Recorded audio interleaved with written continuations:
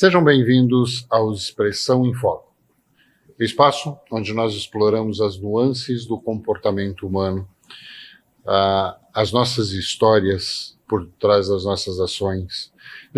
Nesse podcast, nós vamos mergulhar em temas como emoções, relacionamentos, desafios, superação, e sempre com o apoio de um especialista, de um convidado especial. O Expressões em Foco é um oferecimento de Cambiral Imóveis, que há 41 anos te ajuda a encontrar o lar ideal para o seu estilo de vida, porque nós sabemos que o ambiente em que vivemos influencia diretamente o nosso bem-estar, as nossas relações. Conte com a Cambiral Imóveis para comprar ou alugar o seu imóvel, realizar o seu sonho de morar bem, porque isso é muito importante.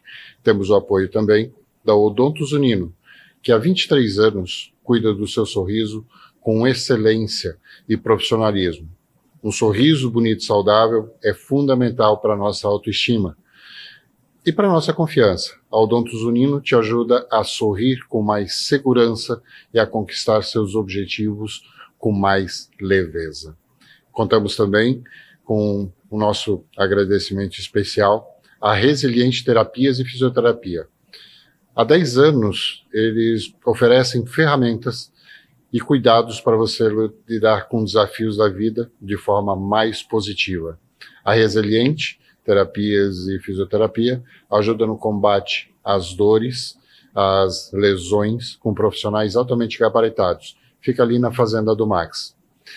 E hoje eu tenho o prazer de conversar aqui nesse podcast com uma amiga pessoal. Mais do que isso, uma profissional extremamente competente, uma terapeuta, uma consteladora e uma empreendedora. Eliane Silva, bem-vinda. Como é que você está? Tudo bem? Obrigado pelo convite, é um prazer estar aqui, uma honra, né? Como você bem falou, né? Já somos amigos há um bom tempo, então estou muito feliz por estar aqui e por ver esse projeto, que era um sonho seu, também desabrochando, então só sucesso para você. Para nós. Para nós. Eliane, aqui a gente conversa a respeito de comportamento humano. Expressões em Foco é justamente a base disso, né? Então a gente vai conversar a respeito daquilo que a gente faz de melhor, né? Como o nosso trabalho ele impacta a vida das pessoas, se é que impacta. Muito. Né? Tem pessoas que não acreditam nisso, né? Eu, com as terapias, com as expressões, com tudo aquilo que a gente vem estudando, a gente vai encontrando nuances muito interessantes no ser humano. Mas vamos lá, te apresenta para o nosso público e me responde uma pergunta. Como é que o teu trabalho impacta no comportamento humano das pessoas? Bom, meu nome é Eliane, tenho assumido recentemente agora o meu Stephens, que veio da minha mãe, né? Não estou registrada, mas faz parte da minha história, então me chamo Eliane Stephens da Silva. Sou mãe de 4 filhos, 2 não nascidos, 2 nascidos. Sou casada com o João Pedro. Sou empreendedora, antes de mais nada, empreendedora, vendedora. São tantas dentro de mim que eu vou numerar só algumas, né? Terapeuta biosistêmica. Hoje eu trabalho muito com a terapia corporal, que é o meu carro-chefe, né? Tudo isso começou a partir da minha própria dor, né? Então, quando eu me senti perdida e me percebi no fundo do poço, foi onde eu fui buscar me autoconhecer e eu fui buscar o conceito do que é felicidade. Eu cheguei a esse ponto. Isso porque a gente vai se perdendo, né? A gente vai muito para fora buscar ter, e acaba perdendo o equilíbrio do ser, né? De quem você é. Então, quando eu me peguei buscando o que é felicidade, os padres, tá tudo errado. E aí eu comecei esse processo de voltar para dentro de mim e eu fui me percebendo, como você fala, né? Tem gente que não acredita. Ainda quando se fala em terapia, muitas vezes, a pessoa acha que é coisa para doido, coisa para louco. A gente ainda ouve isso, tão ultrapassado, mas escuta, não é? E o problema todo não é esse, né? Que as pessoas acham que procurar ajuda é fraqueza. Exatamente. Vulnerabilidade é força. Vulnerabilidade. Então, conforme eu fui trazendo as técnicas para mim, fazendo curso, me autoconhecendo, eu fiquei tão entusiasmada, fiquei tão impactada. Aí tem uma característica minha, né? Quando é bom para mim, eu não fico só para mim, eu quero levar para os outros. E aí comecei a conversar com alguns amigos e quis colocar um pouco daquilo para fora, partilhar, né? E aí sugeri para alguns amigos que a gente fizesse 15 dias, 20 dias desse programa juntos. E foi meu laboratório ali. Ali comecei a minha carreira de terapeuta. E foi incrível. Recentemente eu tive a visita de um amigo e ele sempre trabalhou de CLT, estava esgotado. E nesse processo de autodescoberta, ele se tornou empreendedor. Então, como não impacta na vida das pessoas, né? Impacta muito, porque ela vai se descobrindo, vai se percebendo, vai percebendo a potência que está dentro dela e que muitas vezes, não por culpa dos nossos pais, mas muitas vezes, dependendo de como a gente foi criado, dependendo dos padrões e crenças, a gente se acha incapaz. Na verdade, não por culpa, mas por influência, né? Sim, por influência. Por influência. Uhum. Porque as pessoas mais antigas, vamos dizer assim, quando você fala de terapia, diz assim, eu não preciso disso, eu já esqueci, eu já superei, eu já isso, eu já aquilo. Aí quando você vai ver a história de vida da pessoa, ela realmente passou por poucas e boas e nunca procurou terapia. Sim. Mas se esconde atrás do álcool, se esconde atrás da agressividade. Vai se anestesiando, né? Vai se anestesiando. Algumas drogas ilícitas. Eu costumo dizer que se o seu celular quebrar hoje e você estiver com o cartão de crédito estourado, se você não tiver crédito na praça, se você não tiver dinheiro, não importa, amanhã você vai estar com um celular novo. Sim. Bom, Liane, a gente estava conversando, a gente fala sempre que essa questão do pedir ajuda, de você reconhecer, né, não recorrer à pílula, porque hoje todo mundo quer a pílula mágica. Eu também gostaria de ter a pílula mágica, né, porque assim como a gente faz as trocas, como a gente trabalha, né, entre terapeuta, isso é muito bacana. Sim. Porque eu te atendo naquilo da minha forma, dentro daquilo que eu trabalho, você me atende da tua forma, do jeito que você trabalha. E aí, às vezes, até para nós mesmos, para a gente reconhecer que a gente tem a necessidade de buscar ajuda, às vezes é complicado. Aí entra a vulnerabilidade de novo, né? Que a gente também foi forjado a ter que dar conta. Sim. Dependendo da tua criação. Eu vou dar um exemplo meu, né? Minha mãe e meu pai sempre tiveram conflitos. Então, muitas vezes eu tive que estar no lugar do meu pai. E eu tinha que dar conta. Que comportamento eu desenvolvi que eu levo para a vida hoje? E aí tem que dar conta. Sim. E aí, como a gente trabalha, quando a gente estuda a parte da sistêmica, a gente consegue observar, a gente consegue perceber o quanto isso é complicado. Né, o quanto isso te tira do teu papel, porque tu tens um papel de pai, tens um papel de filho, seja mais velho, seja mais novo, seja qual for, e de repente tu é arrancado daquele papel e tu passa a ser um chefe de família. Exatamente. Com toda a carga e responsabilidade. Com toda a carga, com toda a responsabilidade, e mais do que isso, né? E aí vem todas aquelas histórias do Freud, de Eletra, de Édipo, toda aquela questão que é extremamente complicada e você tem que assumir o papel. Ou seja, no caso de um filho mais velho que assume hoje o lugar do pai porque o pai faltou, ou se separou, ou foi embora, ou veio a falecer, ele passa a ser companheiro da mãe ao mesmo tempo que ele é filho. Sim. Isso dá um bololô, uma coisa e absurda. Problema nas relações, de certeza, né? E o que fica mais nítido quando a gente está nessa situação é essa fala. Tô cansada, não aguento mais. esse é o maior parâmetro que a gente pode perceber. Eu digo por mim mesmo, porque não é porque a gente é terapeuta que não vai para esses lugares. A gente é vigiar e orar o tempo todo, porque a gente é abduzido para esses lugares. Eu tenho a síndrome da salvadora na minha família. Então, se eu não me observar, qualquer conflito eu já estou lá querendo salvar. E muitas vezes ninguém nem pediu ajuda. Esse que é o problema. Esse é o problema. Ninguém pediu. Mas você acha que precisa. E às vezes você tira a responsabilidade da pessoa passar por aquilo tudo, e é só passando por aquilo ali que ela vai se perceber e vai se forjar através da dor, e por pena você vai lá e tira. Não, daqui que eu carrego.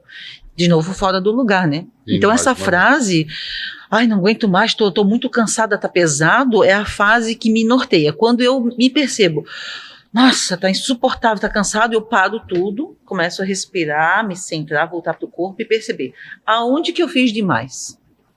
Aonde que eu meti o meu bedelho e nem me pediram. E em que situação eu senti pena de alguém e fui lá querer salvar essa pessoa. É assim que eu vou me percebendo e me conduzindo cada vez mais do meu lugar. Porque como fala Bert Hellinger, né? No centro é leve. Qual é o centro? No meu lugar, onde eu tenho que dar conta do que é meu e não do que é do outro, porque todo ser humano tem capacidade, todo. A diferença é que cada um vai fazer do seu jeito, né, no seu tempo. E esse respeito aí entre o livre-arbítrio, tudo isso que a gente vai interferindo nisso. Isso impacta demais nas relações, porque, como você falou, se eu ocupei, meu pai se separou da minha mãe, precisei ajudar minha mãe, me tornei a parceira da minha mãe, se eu ocupo esse lugar, eu vou ter problema nas minhas relações, porque eu não estou disponível lá no meu lugar para olhar para o meu parceiro, eu estou aqui já com a minha parceira. Então, a maioria dos conflitos de relação é porque a gente está fora do nosso lugar. E aí, as pessoas não precisam de terapia? Terapia é autoconhecimento. Você sabe que eu tenho um conhecido que um dia ele... porque assim, só voltando um pouquinho, quando a gente sai das formações, a gente começa a observar do lado de fora parentes, amigos, e a gente consegue perceber algumas situações deles. Primeira coisa que a gente faz é oferecer ajuda. É a primeira coisa que a gente faz. Parece que a gente quer salvar o mundo. Exatamente. E aí, com o tempo, eu aprendi que você pode dizer o que você faz. Uhum. Oferecer ajuda de forma muito sutil. Porque quem quer ajuda de verdade vai te procurar. Sim. E você não tem que ajudar as pessoas, a salvar as pessoas, porque acha que quer salvar, porque acha que deve salvar, né? Então é aquela questão, ou você é salvador, ou você é vítima, ou você é perseguidor. Uhum. A gente vai triangulando, né? Sim, e vai começando. E aí um dia eu ofereci ajuda para um cidadão, que é meu amigo, e aí conversamos e tal, e aí ele disse uma coisa: você já percebeu que para quem tem um martelo na mão, todo problema é prego? Ou seja, você tem um martelo na mão, você acha que vai consertar qualquer coisa. Metáfora boa essa. É fantástica, eu achei fantástico, eu uso isso há muito tempo. E eu venho dizendo que uma das coisas, e isso não é meu, isso é de um mentor, de um professor meu, onde ele colocou uma coisa muito bem colocada, que eu acho que a gente já até discutiu a esse respeito. Nós não somos seres racionais. De forma alguma, nós somos seres emocionais. Exatamente. Com lampejos de racionalidade. Uhum. A verdade é essa, porque senão eu te xingaria: ah, Eliane, você tá feia, você tá isso, você tá aquilo, tu não ia te doer. Ah, realmente não tô legal, não tô no meu melhor dia, não tô isso, não tô aquilo. Mas se eu te falar isso, você vai levar pro coração e vai se sentir: poxa vida, mas eu sou tua amiga, eu faço isso, eu faço aquilo, te ajudei e tal, e você me trata dessa forma. Tem um filme que eu assisti há pouco tempo, que é um filme de 2009, que chama O Primeiro Mentiroso. Interessante. O filme é fantástico, porque é um mundo onde não existe mentiras, onde as pessoas são extremamente sinceras umas com as outras. E é grosseiro. É uma comédia, mas acaba sendo grosseiro, porque as pessoas simplesmente olham para ti e dizem assim, estou decepcionado contigo, porque isso, porque aquilo, porque você não atingiu minhas expectativas, porque isso, porque aquilo, não vou ficar com você porque você não tem uma aparência legal, porque isso, porque... E aí você vê o quanto a gente se engana durante a nossa vida, durante os nossos dias, o quanto a gente é sincero de verdade. Sim. Sempre usando máscaras, né? Para sobreviver, na verdade. No início, na tua apresentação, você falou, são tantas dentro de mim, e é bem isso. Quando a gente fala da sistêmica, né? Nós temos o nosso sistema filho, nosso sistema pai e mãe, nós temos nosso sistema amigo, nós temos nosso sistema cliente, nós temos nosso sistema... São formas, camadas que nós temos, porque você não consegue se comportar com os seus filhos da forma como você se comporta com o teu marido, Sim. com os teus amigos, com os teus clientes. São as diversas funções também, né? Muitas vezes, quando a pessoa está muito perdida, eu coloco no papel para ela poder enxergar melhor, né? Às vezes ela está lá sendo só esposa. E aí não tem mais autoestima, não tem nada. E aí eu trago para ela as funções, né? Qual é a tua primeira função? Ser você? A tua segunda função, você casou, agora é ser esposa? Mas o ser você continua. Então você assume mais uma função, ser esposa. Aí você tem filhos. Agora você tem uma terceira função, que é ser mãe. Só que olha como a gente navega entre as três, ou muitas vezes fica só presa em uma. Mistura tudo, né? Ou vira só mãe, 100%, e o marido se sente sozinho, até traído. Sim. Né? Ou se autoabandona. Trocado. Exatamente. Então, essa é a dificuldade, né? De a gente, por isso, a terapia ela é tão fundamental, de todo mundo. Terapia devia ter na escola. Tem países de primeiro mundo que, eu fiquei sabendo outro dia, que professoras, para atuarem como professoras, primeiro elas precisam passar pelo processo. Depois elas vão se tornar professoras. Sabe que há alguns anos atrás eu tinha uma parceria com uma pessoa ali que trabalhava na prefeitura de Palhoça, a gente trocava informações, conversava, clientes, essa coisa toda. E ela me falou que o índice de professores efetivos do município, que hoje estão afastados por problema, que na época, né, estavam afastados por problemas psicológicos, que não aguentavam ficar em sala de aula, porque não aguentavam mais isso, não aguentavam. O número era muito, muito grande. E aí a gente pergunta, por que não um programa? Por que não Sim. alguma coisa voltada para isso? Esse é um sonho meu. Te confesso que eu gosto da ideia. Até porque o meu público maior são professoras e diretoras. Sim. E através quero até mandar um beijo para ela, Nil, muito obrigada, através da Nil, a Nil ela abre as portas para mim, eu tenho feito palestras de inteligência emocional e gestão das emoções para grandes grupos de professores. Que massa isso. E assim, o feedback é maravilhoso. Sim. Recentemente fiz um workshop trabalhando a criança interior. Então, assim, são pessoas, são professores e pessoas que têm as suas vidas e que também têm os seus problemas, como todos nós, e que não foram trabalhados, como os nossos também, a maioria não foram, mas que vão para a vida carregando tudo isso. E aí a parte mais desafiadora, elas vão lidar com aquelas crianças que, inconsequentemente, elas também vão projetar suas dores naquelas... Então, é um conflito muito grande. Isso sem contar, isso sem a gente falar dos conflitos de gerações, né? Sim. Porque é aquela questão, a forma como nós fomos criados foi uma. A forma como nós criamos os nossos filhos é outra. A forma como nossos filhos criam nossos netos é outra. A forma como nossos netos vão criar os seus filhos é completamente diferente.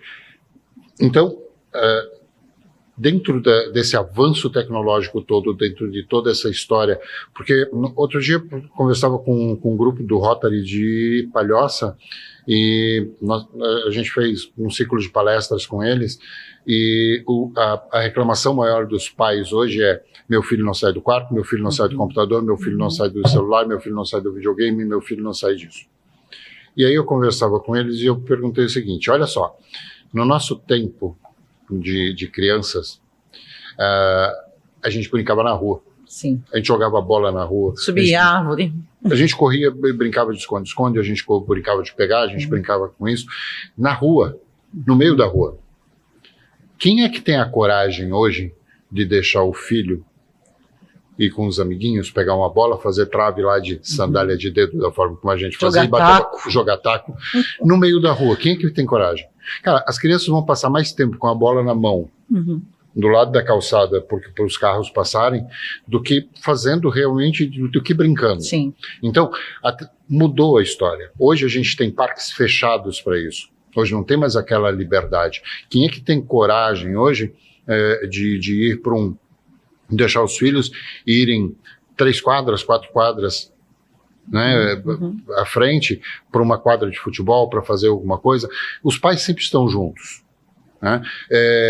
Existem prédios que são verdadeiros quase spas, né? Quase resorts, com quadra poliesportiva, com sala de jogos, com isso, com aquilo.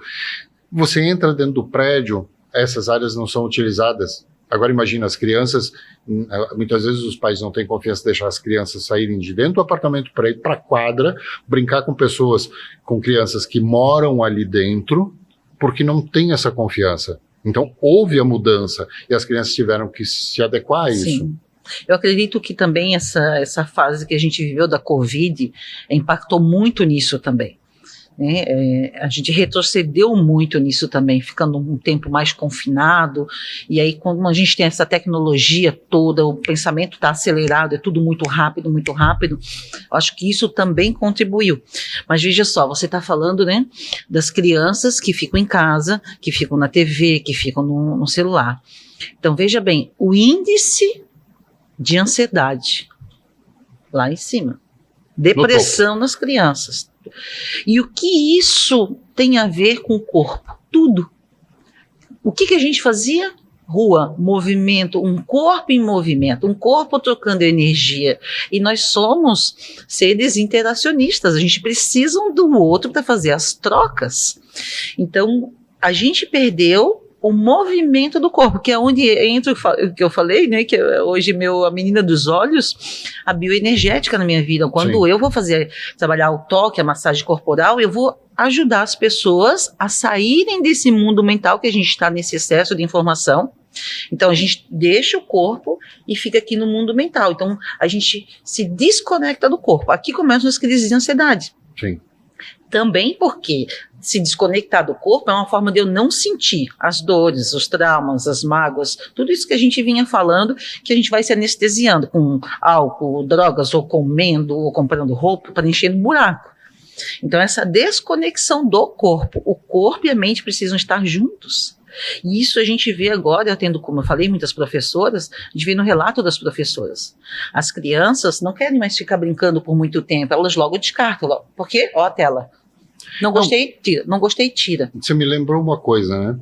Além disso, a gente gostava de chegar um pouquinho antes no colégio para jogar bola na quadra. Uhum. Alguém trazia uma bola e ia para a quadra, correndo o tempo inteiro. Você chega hoje no recreio de um colégio, as crianças são todas paradas, estáticas, olhando para alguma coisa, vendo alguma coisa, conversando. Não tem mais aquela coisa. A aula que a gente mais esperava, você lembra qual era? Educação física. Todo mundo gostava de educação física. Eu amava e artes. Uhum. Não, mas educação física, assim, todo mundo queria. E quando chovia, que a gente tinha que ficar em sala de aula, era um terror para nós. Né? Então você vê que tem essa mudança toda. E aí é aquela questão. As telas hoje, elas, de qualquer forma, elas te entorpecem, porque você tem, na nossa época, informação vinha através de jornal, que pouquíssimas pessoas compravam, verdade é essa, televisão, rádio, né? Revista, mas quem tinha dinheiro para comprar revista? Fofoca. Quando a gente precisava fazer uma pesquisa para o colégio, a gente precisava ir para uma biblioteca. Hoje a fofoca seria até saudável, porque teria mais interação. Não é verdade? As pessoas não sabem conversar. Outro dia eu estava conversando aqui com com um advogado e a gente entrou nesse papo e a gente estava justamente falando disso. As pessoas às vezes vão 3, 4 amigos para dentro de um restaurante, vão comer, daqui a pouco um pega o celular, o outro pega o celular, o outro pega o celular. Acabando, se bobear, eles estão conversando aqui, mas não tem mais essa conversa. Sim. É aqui, é no celular, no grupinho de WhatsApp, faz um grupo de WhatsApp ali rapidinho para ficar conversando. É mudança dos tempos. Além de tudo, eu falava para um cliente ontem, um cliente trabalhando ontem, e eu disse para ele assim, você já percebeu que a gente não presta atenção na nossa respiração? A gente respira, simplesmente vai respirando, só isso. Ninguém presta atenção na respiração, em como se respira. Eu peço, numa das técnicas que você conhece bem, você passou por ela, a respiração, que a gente costuma dizer que é a respiração na barriga. A gente sabe que o ar não vai para a barriga, óbvio, mas essa respiração aqui, as pessoas têm dificuldade de fazer isso. E aí você olha só, respira aqui. Só ela tem que estar no corpo para se perceber, senão ela fica no automático. Não, e mesmo assim, mesmo quando você guia ela para que ela faça essa respiração, para que ela coloque ar na parte mais baixa dos pulmões, ela não consegue. Está automatizado já. Elas demoram. Mesmo você dizendo assim, vai. E assim, a quantidade de tempo que ela consegue inspirar é muito curta. A gente tem tanto hábito de respirar muito rápido que quando você vê, você tem uma respiração. Então, tudo isso, o que isso tem a ver com a ansiedade? Uma das questões, um dos sintomas da ansiedade, um ataque de ansiedade é a respiração rápida. Sim, o diafragma ele já está todo contraído. E aí, se ela não faz essa respiração bem consciente, o ar não consegue chegar. É tanto que quando eu trabalho a respiração consciente, demora um tempo, porque ela tem que vir para o corpo, e ela está aqui, então ela tem que vir para o corpo. A gente vai fazendo um grau, fazendo aterramento, e aí você vai conduzindo. Quando ela consegue realmente trazer esse ar para aqui, o primeiro sintoma é tontura. A cabeça dela não está nem acostumada com aquele monte de vida, porque é vida. E ela, eu tô tonta, calma, respira, porque olha só, ela estava só sobrevivendo. Não, e o detalhe, né? Pontas dos dedos começam a formigar. Exatamente. Pontas dos pés começam a formigar, porque o oxigênio começa a chegar no seu corpo de uma outra forma. Sim, com um volume maior. De uma outra forma, de um volume maior e de maior qualidade, porque na verdade o que a gente faz? Fica só isso. É aquela respiração. E aí as pessoas hoje têm ansiedade e não sabem por quê. Né? É aquela coisa.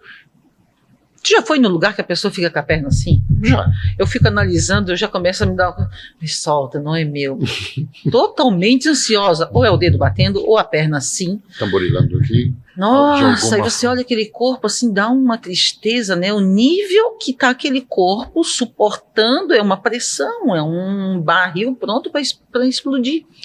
Eu digo que hoje a gente não conseguiria viver como nos anos 70 e 80, onde eu queria notícias de um parente que mora, sei lá, São Paulo, Rio de Janeiro, seja onde for, escrevi uma carta para o fulano, para o sujeito. Primeiro que ficava...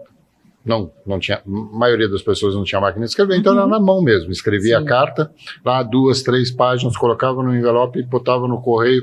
A pessoa ia receber 15 dias depois, ia ler a carta, e aí, das duas, uma. Dificilmente ela te responderia naquele instante, ela ia levar 2, 3 dias para respondia. Você chegava aqui, ou seja, a notícia que você mandou, quando chegou lá, já está velha. Ah, fulana está grávida, ela já ganhou. Mas olha o poder que tem nisso, né? O poder da espera, da paciência. Pois é, mas aí é que vem a história. Hoje você manda uma mensagem, eu te mando uma mensagem. Se em 5 minutos você não me responder, o que é que aconteceu? Fulano não tá bravo comigo, fulano não tá isso, fulano não tá aquilo. 5 minutos é um tempo absurdo para alguém te responder no WhatsApp. Né? E aí agora é o imediatismo, né? Porque é um outro padrão. Que aí você manda. Eu conheço uma pessoa que ela faz assim, ela manda uma mensagem, se você não responde nos primeiros 5 minutos, ela, oi. Aí ela espera mais um, oi. Parece que ela quer jogar a mensagem dela sempre lá para cima, tu entende? Então, assim, o nível é muito grande. E as pessoas não se dão conta disso. Sim. As pessoas não se dão conta. Elas não conseguem entender que isso não é o normal. Mas está se criando um padrão, né, que acaba sendo normal, né, e não é essa desconexão que a gente está tendo. Quando eu libero uma cliente, quando ela está indo embora, eu falo, se você precisar de alguma coisa, se você tiver qualquer sintoma, me manda uma mensagem, mas a gente já vai fazer um combinado. Você me manda a mensagem e eu vou responder quando eu estiver disponível. Então você não fique esperando. Combinado? Combinado. Eu preciso falar o óbvio. O óbvio precisa ser dito. Exatamente. E eu evito um monte de problema quando eu falo o óbvio. Você sabe que muita gente tem essa questão de, e eu tive muito isso, mas é óbvio.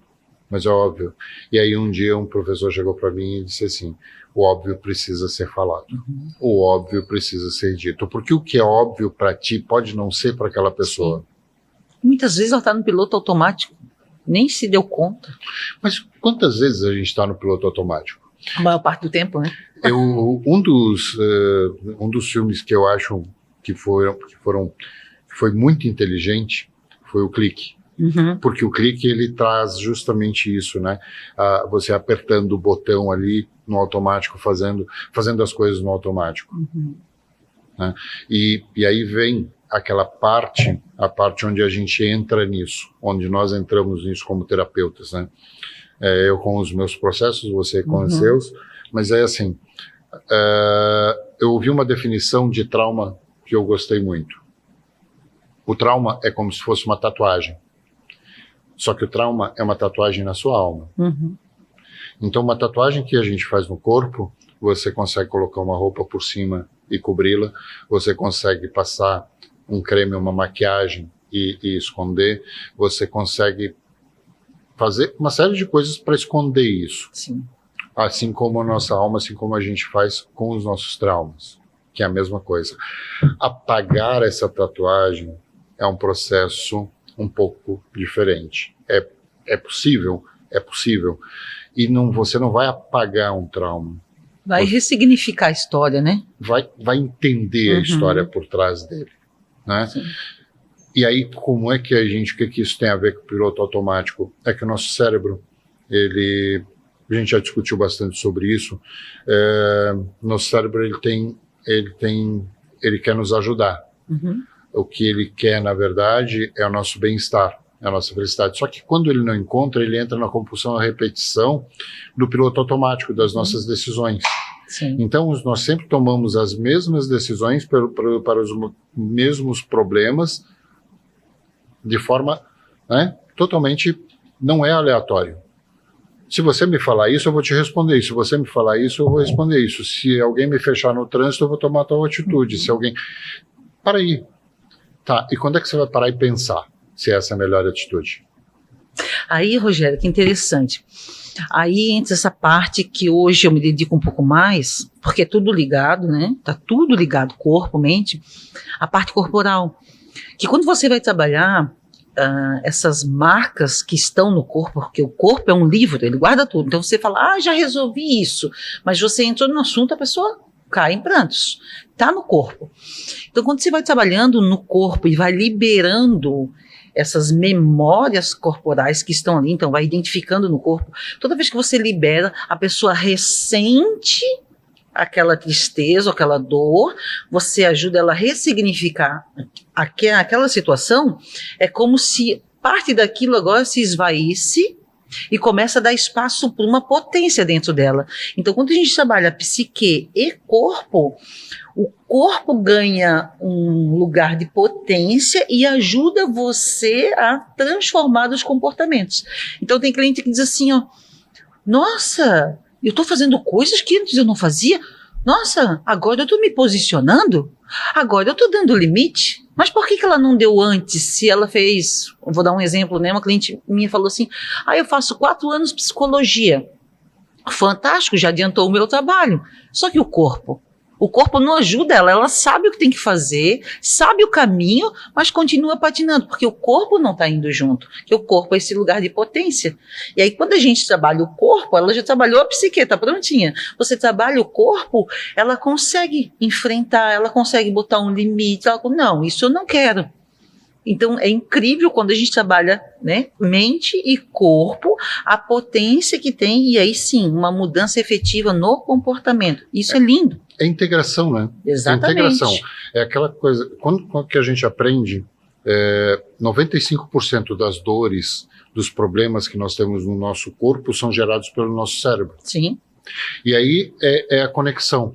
Então, quando você consegue liberar, quando você consegue fazer a liberação corporal e você consegue mexer lá no subconsciente, né, aí as coisas se alinham. Exatamente. Porque e aí a célebre frase, né, de corpo são, mente sã. Sim. Mente sã, corpo são. É justamente isso, mas muita gente tem dores nas costas. Chegou uma cliente um dia para mim e disse assim, eu tô com uma dor na lombar absurda, e ela sentou na cadeira, na minha poltrona lá pra gente fazer e tal, e ela disse assim, nossa, eu disse, o que houve? Minha lombar tá me incomodando tem uns 3 dias. Eu disse, sério, como é que tá a questão do teu relacionamento, como é que tá isso? Ela assim, nem quero falar disso muito porque eu tive uma discussão, papapá.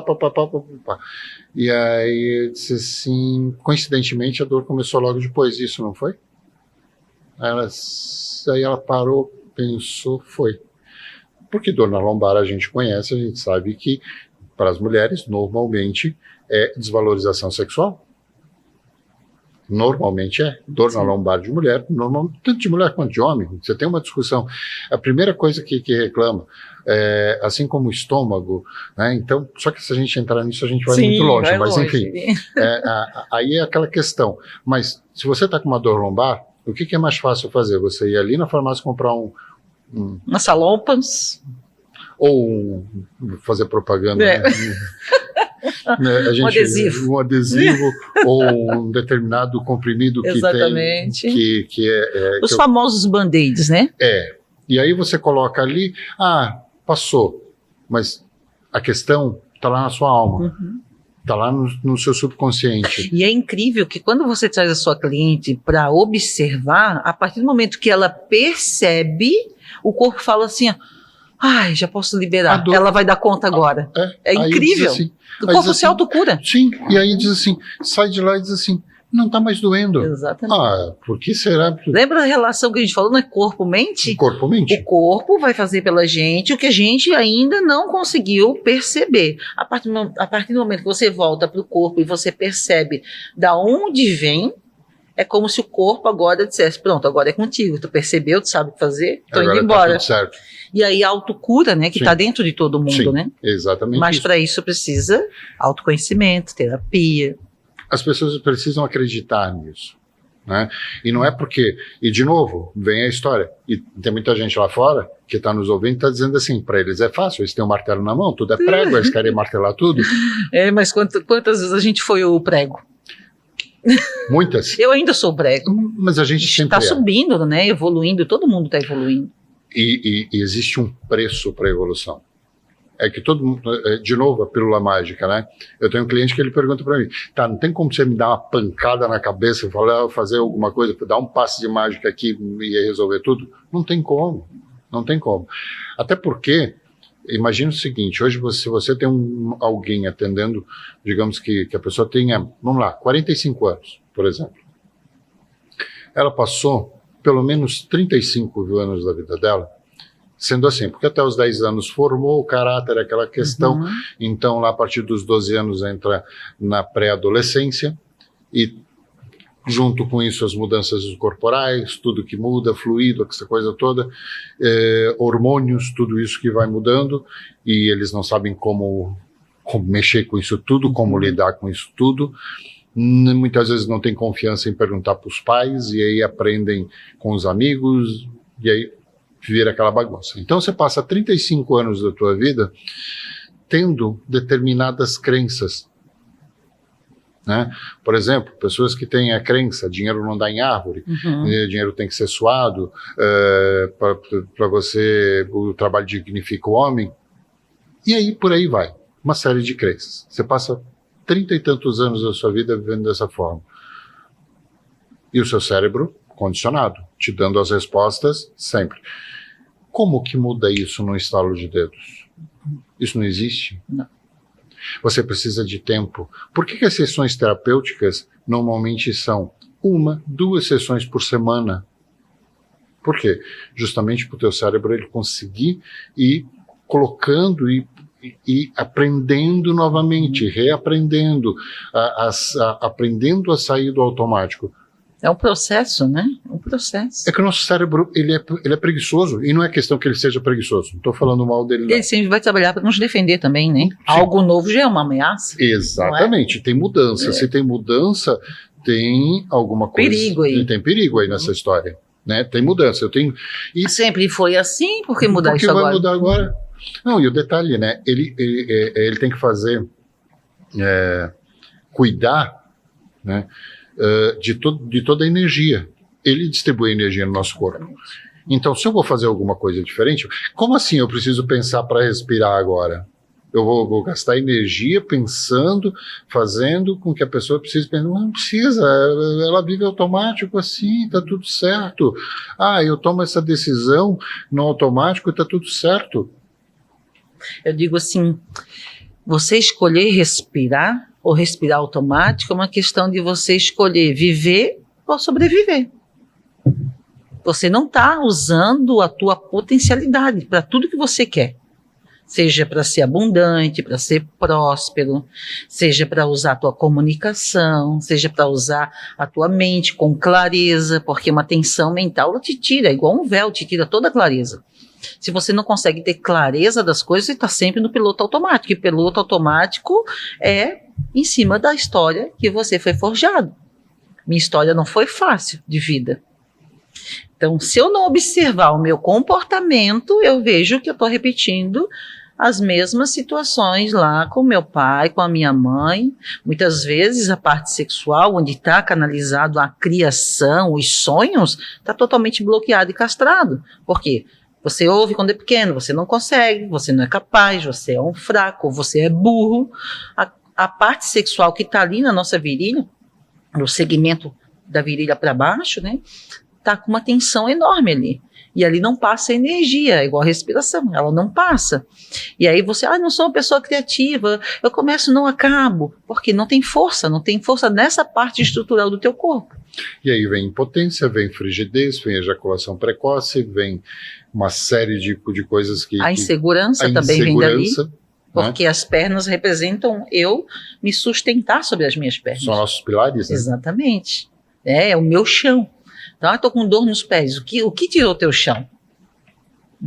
Eu recentemente atendi uma senhora e ela tem um histórico de muita repressão, muita violência dentro de casa, o marido com a filha, e ela tinha que assistir e não podia fazer nada, porque a pessoa bebia. Então, a gente já conhece, né, como é difícil esse comportamento. E aí o corpo dela está todo rígido, todo rígido. Então, ela falou para a Emiliane, eu não consigo fazer pilates, porque a minha professora mandou eu respirar, eu não consigo, eu passo mal. Eu vou para academia, não consigo, porque ela mandou eu respirar, eu não consigo. Eu vou caminhar, venho quase morrendo. Na primeira sessão, eu coloquei ela em contato com o corpo, aos poucos, porque não é fácil sentir esse corpo, que sentir esse corpo é ressentir aquilo tudo. Então, mas aos poucos ela foi vindo para o corpo e eu fui abrindo o diafragma dela, fui expandindo a capacidade respiratória dela, numa sessão. O fato de você já ir abrindo um pouco o diafragma, em uma sessão, que não faz milagres, mas a gente percebe já o resultado, ela me mandou um áudio e falou, incrível, fui caminhar, quando eu me dei conta, eu falei para minha filha, olha, eu nem reclamei de falta de ar. Eu disse, olha, isso foi só 10%. Então, olha o que tu pode fazer com a tua vida. Só que a gente tem que liberar esse corpo sofrido, reprimido, retesado. Ele já está rígido, e tanto... E tem que segurar aquilo. O corpo nem sai mais daqui, ó. A pessoa nem pescoço tem, ela já anda assim, ó. Já. Totalmente travada. Então, essa desconstrução... Então, é tão bonito ver ela sonhando, fazendo planos, já usando um batom, a autoestima está voltando, porque ela está voltando para ela. E agora, como adulta, né, ela sabe que, por pior que seja o que ela tenha vivido, não existe mais. Só que se ela não tomar consciência, ela está vivendo ainda naquela fase da vida dela, né? E ela pode mudar tudo agora, desde que ela olhe para isso. E aí vem aquela questão dos abusos. Porque todo mundo fala, hoje se fala muito em abuso. Sempre existiu e muito, né? E muito. É que agora a gente fala um pouco mais, né? Sim. E aí a relação abusador-abusado. Bem delicado. Extremamente delicada. E como desenvolve uma dependência um do outro.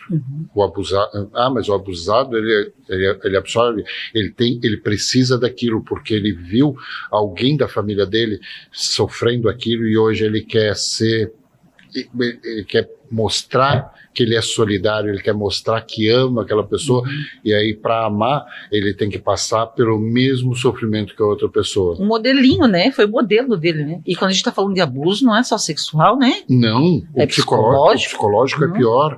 E um dos abusos que eu considero, aí é Rogério, eu considero um dos mais perigosos, é o da vitimização.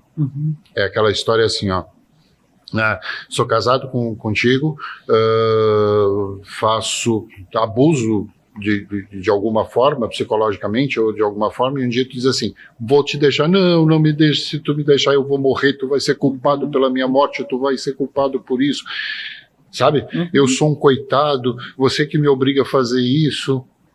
É aquela história, o abusador, o narcisista, que agora se fala um pouco do narcisismo, se fala um pouquinho de psicopatia. Eu quero tirar um dia, um dos episódios do podcast só para falar de psicopatia e um outro só para falar de narcisismo, porque é fantástico até para as pessoas poderem se defender, né? Entenderem, porque na maioria das vezes você está numa relação com um narcisista, seja ele homem ou mulher, e mais, filhos narcisistas, que são extremamente perigosos, vamos dizer assim, danosos. E os pais que têm a sensação que nunca fizeram o suficiente, aí entram... Não, aí vai embora. Porque, por que eu digo que do abusador, o vitimista é o pior? Porque ele te acusa, porque ele coloca a responsabilidade em cima de você. Ele coloca isso. Sim. Não, a responsabilidade é tua. Eu faço isso porque você me obriga. Quer dizer, eu bato em você porque você usa batom. Eu bato em você porque você usa uma saia curta. E aí a pessoa, nossa, então eu não posso mais usar uma saia curta, eu não posso mais usar um batom, eu não posso mais fazer isso.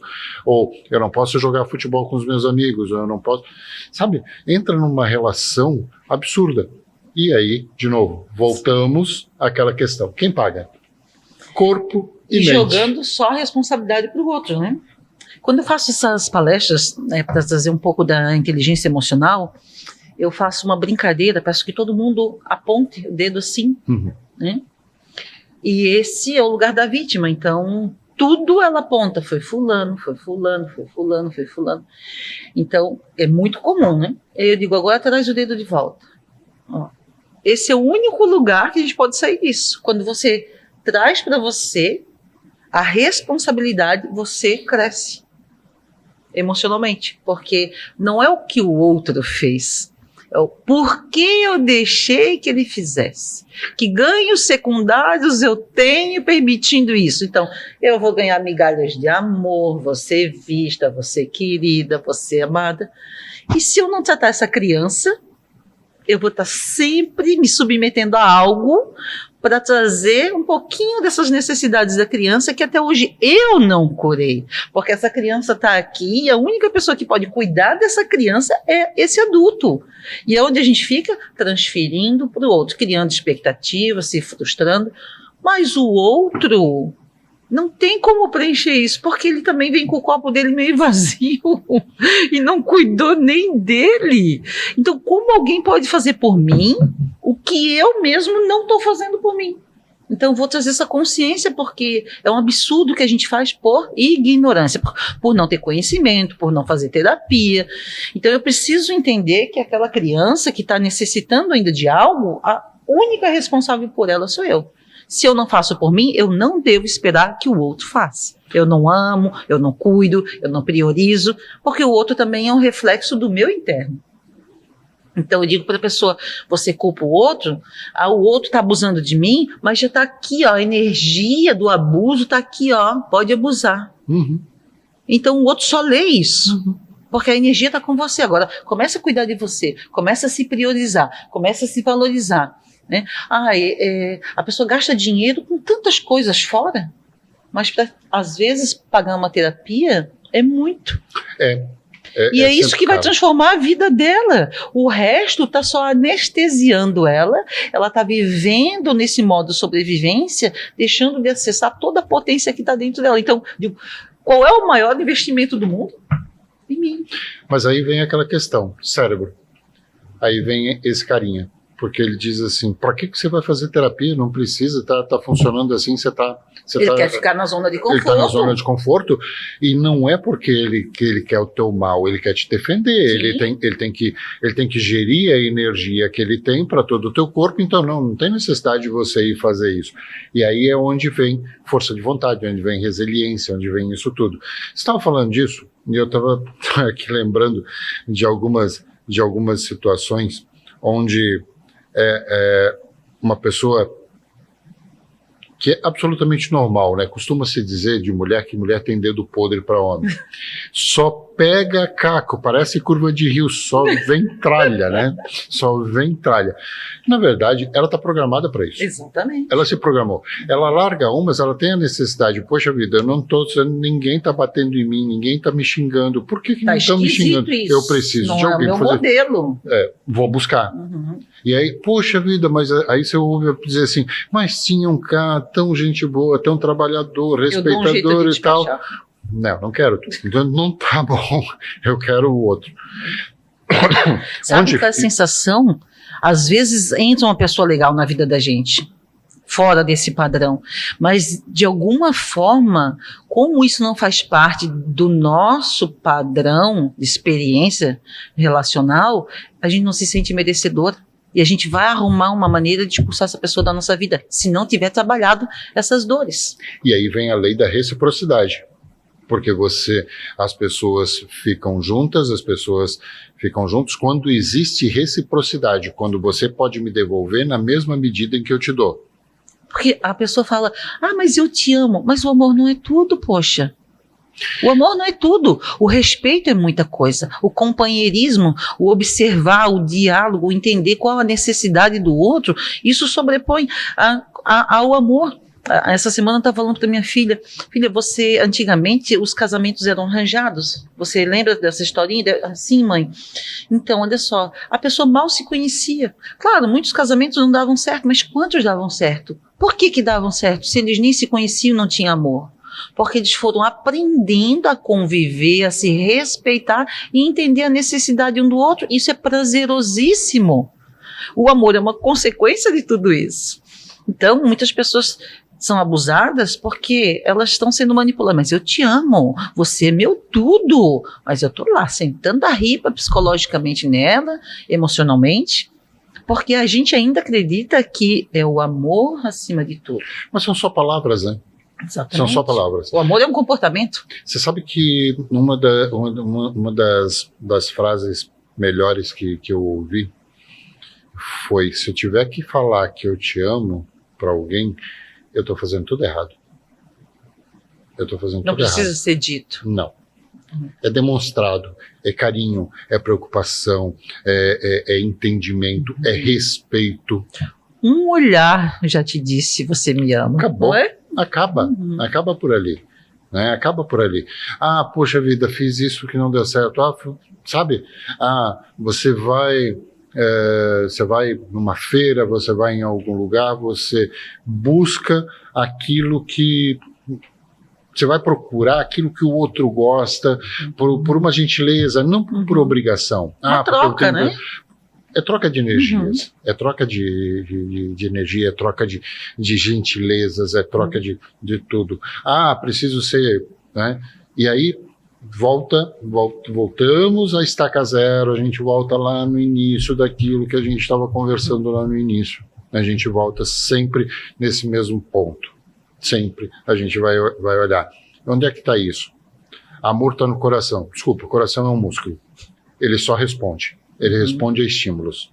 Ah, a pessoa tem um coração bom. Não, ela é uma pessoa que tem uma boa índole. Ela também tem sombra, todo mundo tem sombra. Todo mundo, todos nós temos o nosso lado sombra.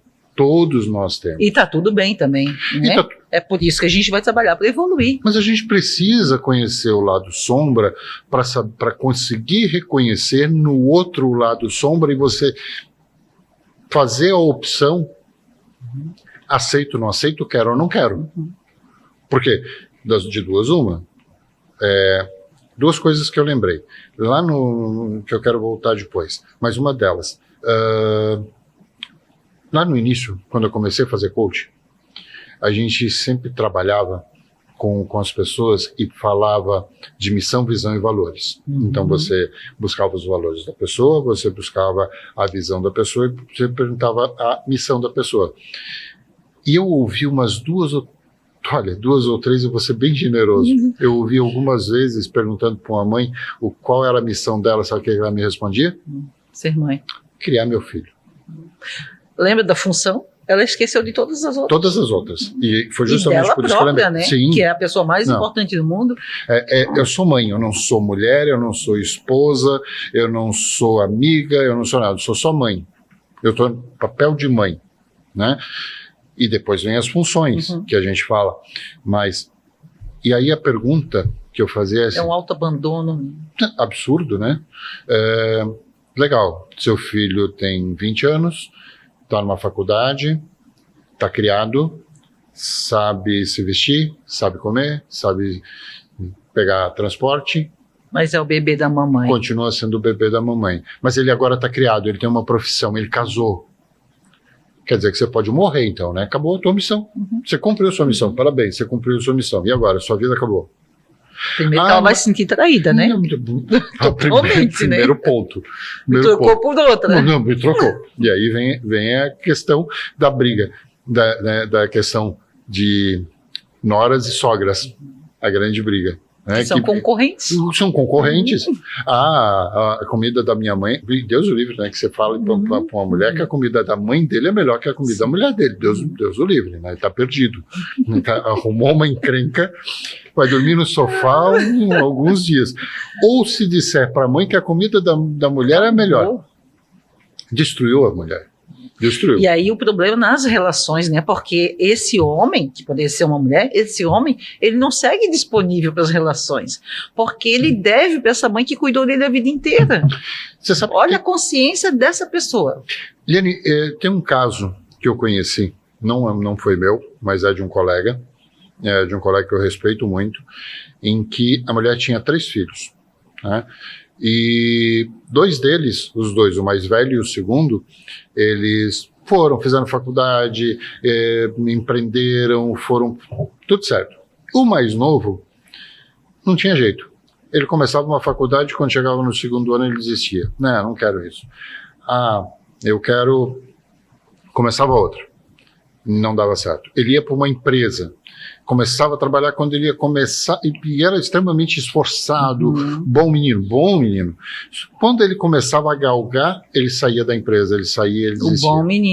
O bom menino. E aí vem aquela questão, ele começou 3 faculdades, não conseguiu terminar nenhuma. Ele começou odonto, olha as faculdades, ele começou odonto, não foi, ele começou medicina, não foi, ele começou direito e não foi. São 3 profissões que são muito disputadas. Detalhe, nas universidades federais. Ele passava na federal. E aí o que acontece? Conversando com ele, por que não vai, e os outros... E aí o pai já ficava, né? Esse menino nunca vai dar nada, porque esse menino nunca tá. Sabe qual era a frase da mãe dele? Quando meus filhos estiverem formados e encaminhados, eu posso morrer. Que filho quer ver a morte da mãe? Sim. O menino não ia para frente, ele simplesmente não terminava, porque na cabeça dele, ele passou a vida inteira ouvindo aquilo, que na cabeça dele, no dia que ele se formasse, no dia que ele tivesse uma profissão, ela podia morrer. Ela ia morrer. E aí, o que se faz? Onde é que está? Olha a crença, olha a crença limitante. A crença limitante que gera dor no corpo, que gera ansiedade, que gera depressão. Que não vai dar em nada, né?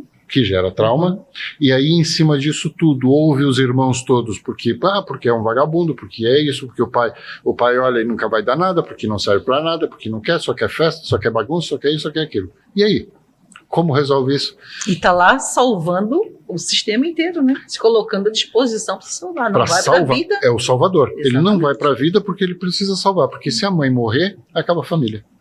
É o que a gente chama de ovelha negra e que quem está por fora e não tem consciência, né, sente o sarrafo. Mas a ovelha negra, ela tá ou para quebrar um padrão, né, ou tá ali tentando salvar alguma coisa, né, e ela paga um preço altíssimo, enquanto os outros vão para a vida. E aí, e o ganho secundário? E aí vem o ganho secundário, sabe? E aí vem aquela questão, mas o que ele está ganhando com isso? Ele está ganhando atenção. Sim. Ele está ganhando a mãe. A mãe está ali presente. Está acabando. Que pena. Que louco. Mas é assim, né? A gente, quando chega num ponto, é que junta duas criaturas que não gostam de falar. Não, nem um pouquinho. Né? Não sou de falar. Não, também não. Eu mais ouço do que falo. Mas, enfim. Leni, considerações finais. Eu queria que você desse essas considerações finais. Uma dica para essas pessoas. A gente está ainda no início do ano, né? A gente está começando o ano, e mesmo que a gente estivesse no final dele ou no meio, sempre é tempo para a gente acordar, para abrir os olhos. O que eu vou dizer para todos vocês: a vida vale a pena, a vida é maravilhosa. Se a vida não está maravilhosa, se a vida está pesada, se a vida é uma luta, pare e olha para isso. Porque você vai perder tanto tempo carregando esse fardo na sua vida, e a resposta para que você possa ter uma vida maravilhosa não é perfeita, mas uma vida maravilhosa, uma vida mais leve, está dentro de você. E todas as questões que nós carregamos, elas têm relação com tudo que nós vivemos com nosso pai e com a nossa mãe. Nosso pai e nossa mãe é a base de tudo, do mundo relacional. Nossos negócios, nosso dinheiro, nossa saúde, tudo depende disso. Quando você olha para isso, compreende tudo como foi, por que foi, compreende a sua história, quando você pode assumir a sua história, dar um lugar para isso, você começa a abrir um espaço dentro de você para mais vida. Ou a gente fica olhando para o que nós falamos, né, para a morte, quer ficar olhando para o passado, preso na história do passado, ou a gente acorda e toma postura e cuida da gente e vai olhar para todas essas dores e colocar uma vírgula nessa história e reescrever a tua própria história, porque a potência está aí dentro de você. Você trabalha o corpo, trabalha a mente, você não vai sozinho. O teu corpo vai para esse lugar de potência e você consegue, todo mundo consegue. A diferença é o quanto você está disposto a investir e cuidar de você. Essa é a diferença. Então, a gente pode ter tudo lá fora, mas a qualidade do que a gente vai ter lá fora vai depender da qualidade aqui dentro. Então, assim como o meu amigo terapeuta aqui, a gente é suspeito de falar, né? A gente não está aqui falando isso para vender o peixe, mas porque transformou a nossa vida, né? E ainda está transformando, porque a gente está crescendo, né? Eu falo para os meus clientes, eu estou no processo.